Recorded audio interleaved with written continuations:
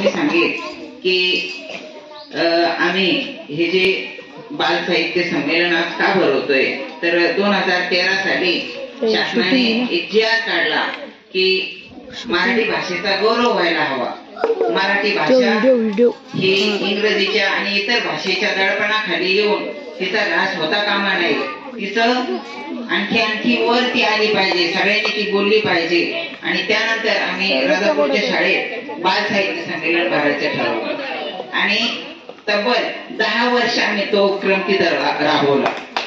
त्यानंतर यावर्षी सिंधोन शाळेचं हे पहिलंच वर्ष आहे की आम्ही बाल साहित्य संमेलन भरवत आहोत.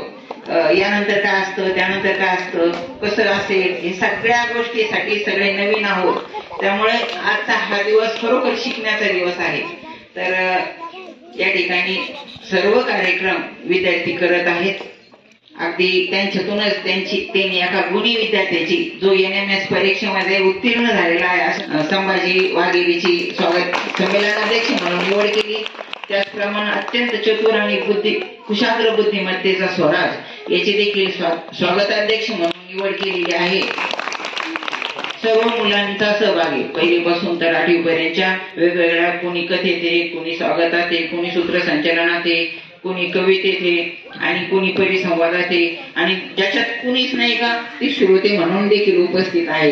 त्याच्यामुळं सर्वांचं मी मनपूर्वक स्वागत करतो.